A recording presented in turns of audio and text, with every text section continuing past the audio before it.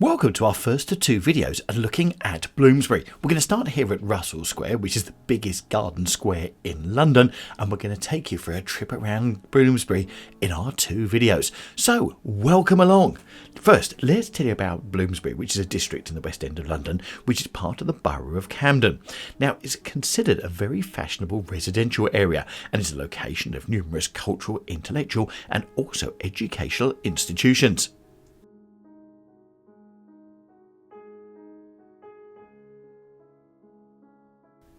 Now, in this video, you're going to see a number and also in the next one, but it's got lots and lots of garden squares, which makes this a very, very green area.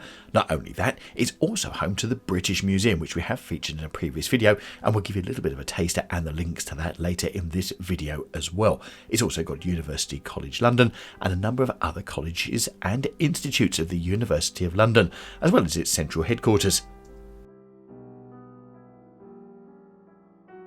Bloomsbury is also well known for being a literary hub, and it's the home to the well-known Bloomsbury Publishing, which are the publishers of the Harry Potter series, and also the namesake of the Bloomsbury Group, which was a group of British intellectuals which included the author Virginia Woolf, biographer Leighton Stretchley, and also the economist John Maynard Keynes.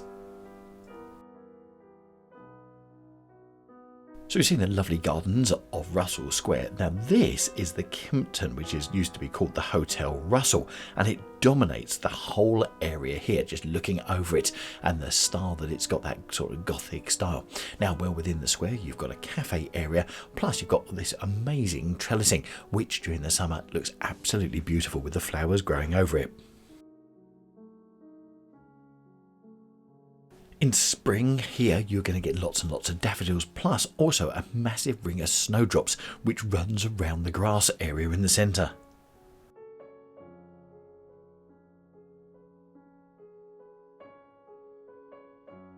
Russell Square was originally laid out back in 1804, and the square is named after the surname of the Earls and the Dukes of Bedford, who developed the family's London land holdings in the 17th and 18th centuries.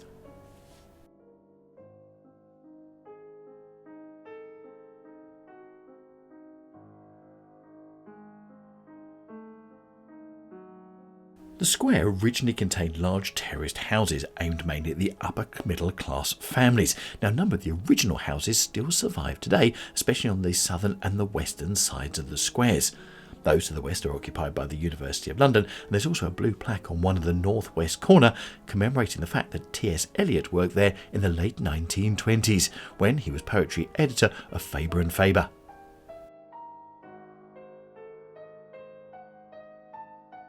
Much like anything in London, keep still long enough and it'll get redeveloped. And back in 2002, the square was re-landscaped in a style based on the original early 19th century layout by Humphrey Repton.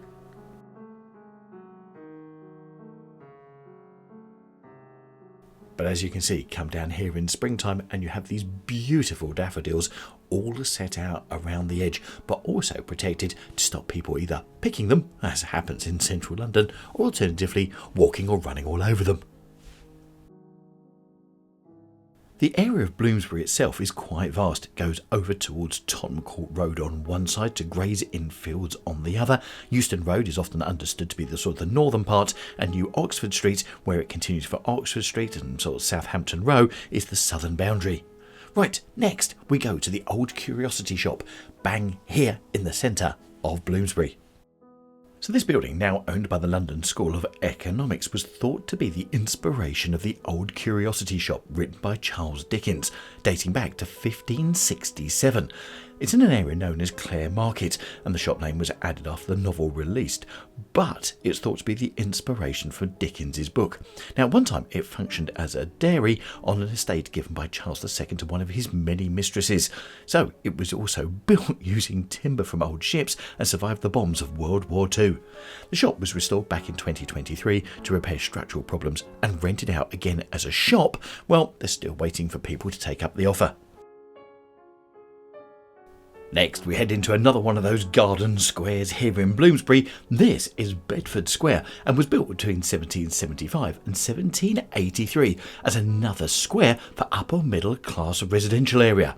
Now, the square's got many distinguished residents, including Lord Eldon, who is one of Britain's longest serving and most celebrated Lord Chancellors, who lived in the largest house in the square for many years. The square takes its name from the main title of the Russell family, the Dukes of Bedford, who owned pretty much most of the land in what is now known as Bloomsbury. There you go. So we had Russell Square earlier being the surname, and this is their title, the Dukes of Bedford.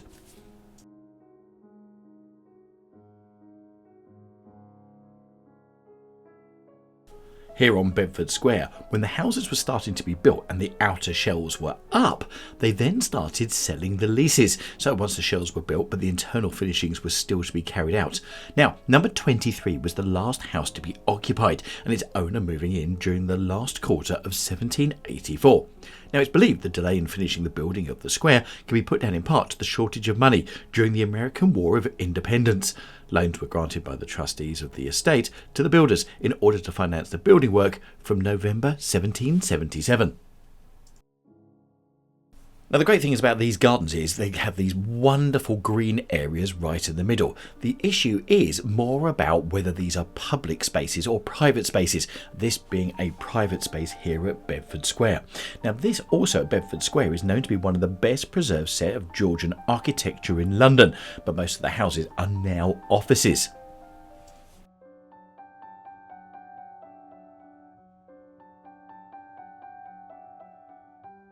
One thing to look out for when you're in London is that they have an open garden squares weekend. So whilst this central garden remains private, it's opened at that time as part of the open garden squares weekend.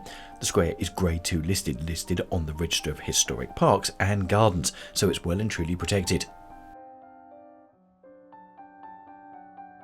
Bloomsbury is one of those beautiful areas that's grown over the years, but its built heritage is currently protected by the designation of a conservation area and locally based conservation committee. Despite this, there's increasing concern about a trend towards larger and less sensitive development and the associated development of some of the Victorian and Georgian buildings. And if you just look at some of these, they are pretty amazing, and you wouldn't want these knocked down in the centre of London. Going back to the history of the area and the name itself, it appears that the area was part of the parish of Holborn when St Giles Hospital was established in the early 1100s. The earliest record of the name of the word Bloomsbury is an in Bloomsbury, which is back in 1281, and it's named after a member of the Bloomond family who held the manor. There are older records relating to the family in London in 1201 and 1230. The name Bloomond derives from Bloumont, a place in Vervins in West France. At the end of the 14th century, Edward III acquired Bloumond's manor and passed it on to the Carthusian monks of the London Charterhouse. This area remained rural at the time. So you've got to remember that a lot of London wasn't built up, so therefore most of it was green, with only the central bit not being green. In the 16th century, with the dissolution of the monasteries, guess who? Yep, Henry VIII, got to be in there somewhere, took the land back into the possession of the Crown and granted it to Thomas Worsley, who was the first Earl of Southampton. Next within Bloomsbury, we head to the beautiful Lincoln's Inn. Now, Lincoln Inn is one of 4 Inns of Court, which are professional associations for barristers and judges in London. Now, to be called to the bar in order to practice as a barrister in England and Wales, an individual must belong to one of these inns. The 3 other inns are the Middle Temple, the Inner Temple, and Gray's Inn. Now, we have covered all of these other Inns of Court in different videos, but for me, Lincoln's Inn has got to be the standout one. It is absolutely beautiful. And it's also one of these rare places where you really feel like you're uncomfortable walking through, because you can't actually believe, 1, you're in the centre of London, and 2, that you're allowed to just walk through. So do be ready, because when you get to the gates, you are looked at as if to say, do you actually belong in here? But just walk through with confidence, come through and have a look at some of this beautiful architecture that they have here at Lincoln's Inn. So during the early 12th and 13th centuries, the law was taught in the City of London, primarily by the clergy. 2 events ended this form of legal education. Firstly, a papal bill in 1218 prohibiting the clergy from teaching the common law rather than canon law, and secondly, a decree by Henry III of England on the 2nd of December 1234 that no institutes of legal education could exist in the City of London. Secular laws migrated to the hamlet of Holborn, near to the law courts at Westminster Hall and outside the city. As with other Inns of Court, the precise date of the founding of Lincoln's Inn is unknown, but the inn can claim the oldest records. Its black books documenting the minutes of a governing council go back as far as 1422, and the earliest entries show that the inn was, at that point, organised and a disciplined body. So not only have you got the fantastic architecture, but also if you hit Lincoln's Inn at the right time, you have some amazing blooms that you can come in and see in these well-tended gardens. You've got to admit, it's just one of those places where you just think, wow, that cannot be in the centre of London. That's got to be one of those rural towns or cities somewhere else in the UK. But you can't believe it's right bang in the city, and it's about, well, no more than a 3 or 4 minute walk from Covent Garden. One of these incredible things about Bloomsbury is just some of these areas that are tucked away that no one's even heard of or seen before. So it really is a fantastic area to come and visit. And that's what we really want to bring you in these two videos. Because not only have you got Lincoln's Inn as a court just there, but if you go outside the gates, you've also got Lincoln Inn Fields, which is what we're bringing you now, and some of the amazing buildings around the outside, but also the massive green square in the middle as well. Yet again showing that London has so much more greenery than anyone even thinks about.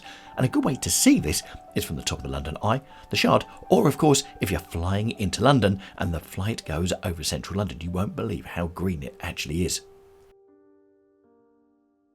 So whilst you've got the architecture of Lincoln's Inn dominating the Lincoln's Inn Fields area, you've also got this amazing building as well, which was once used as the storage for all birth certificates, marriage certificates and death certificates in the UK, before it then got moved to Somerset House and then moved on even further away as the records got bigger and bigger as the population grew.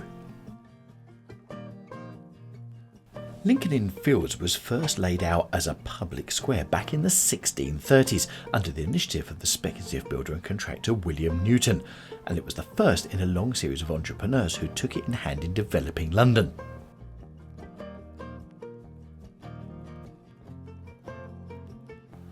The original plan for laying out and planting these fields was drawn by the hand of Inigo Jones, who's also mentioned many times when we cover different London places of things that he actually designed, and was still said to be seen in Lord Pembroke's collection at Wilton House in the 19th century, but its location now unknown.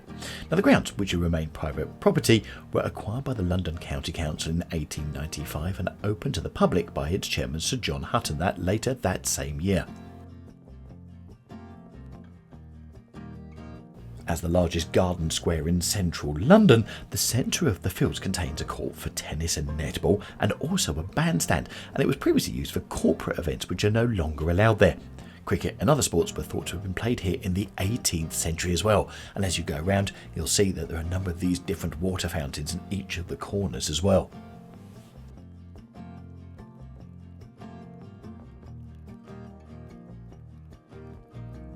Again, it's just so incredible that these places exist, but they're tucked away behind the main roads, because no more than a 30-second walk away from here is the busy road of Holborn.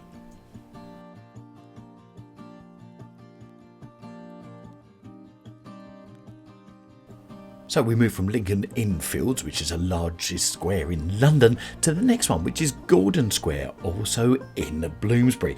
And the square was developed by master builder Thomas Cubbott, who we've also mentioned many times in different London pieces of history as being the architect or the builder behind. And it was done in the 1820s as one of a pair with Tavistock Square, which is almost a block away and will feature in our second video. And it's also got the same dimensions. Now, as with most London squares, the central garden was originally for the private use of the residents of the surrounding houses, but it now belongs to the University of London and is open to the general public. The square is named after the second wife of the 6th Duke of Bedford, Lady Georgina Gordon.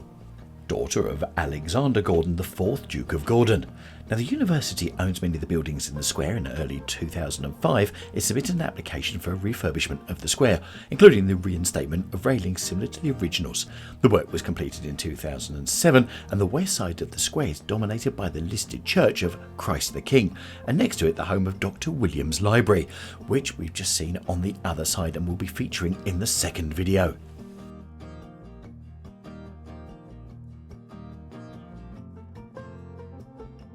And one of the things always to look out for when you're walking around these London squares are these plaques. Now, most of them are in blue, but some of them have got such a heritage. They're in this sort of browny colour. And as you can see here, we mentioned it earlier, here lives several members of the Bloomsbury group, which were mentioned right at the very start of why this area is known as Bloomsbury, or some of the notable residents dealing with it.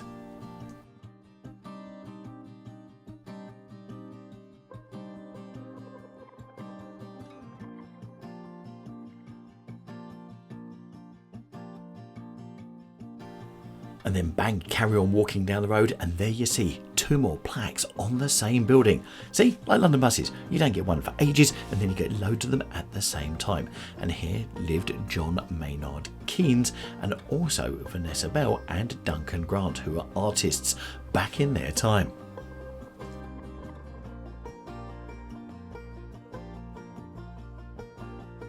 So we go from Gordon Square, one of the smallest squares in Bloomsbury, to probably one of the biggest attractions that we have in Bloomsbury, which is this, the British Museum. And it's certainly a place that you want to come and visit if you've never been here, and just look at these statues above the entrance into the British Museum. So a fantastic place to come and visit with artifacts from all over the world. Right, before we go any further, because we've already got a video on the British Museum which gets lots and lots of people's blood boiling with their comments, this video is about Bloomsbury. And whilst we're covering the British Museum, if you've got your thoughts on the British Museum, keep them to yourself. We're not worried about having them in here, otherwise we're just going to delete them. There you go, just let you know now. This is the amazing architecture done by Sir Richard Rogers on the inside foyer of the British Museum, which looks amazing coming here day or night, and the night effects are quite incredible with the light bouncing off the top of it. And then from here you can go into one of the many different side rooms to look at some of the incredible artifacts. And I think in a second we'll start with the Egyptian area, just to give you a bit of a flavour.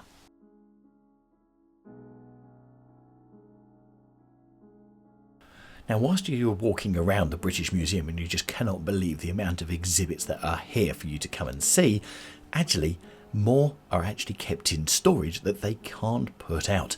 But certainly some of the areas that get the attraction are definitely the Egyptian area. This is always busy, so you can come in here and have a good look at some of the things from Egypt.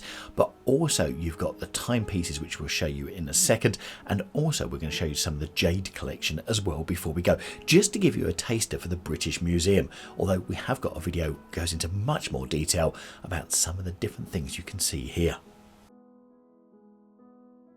And it's incredible to think that that timepiece comes back from the 1500s, and some of these intricate timepieces here date back from way back when, including this cow being milked, which is actually a timepiece that goes round as well. And here we've got some of the original pocket watches dating back hundreds of years, but you can see them here at the British Museum. So whilst we leave you looking at some of these incredible timepieces and also some intricate pieces of jade, which we're going to show you in a couple of seconds, let's talk about Bloomsbury. So this is the end of our Bloomsbury Part 1 video. We have another part to bring you, which we'll bring you in the next month or so. But the question is, had you been to Bloomsbury, or had you even heard of it? And have you discovered any amazing places in Bloomsbury that you need to let us know about? If so, do let us know in the comments down below. It'd be great to know whereabouts you've been if we've not covered it already.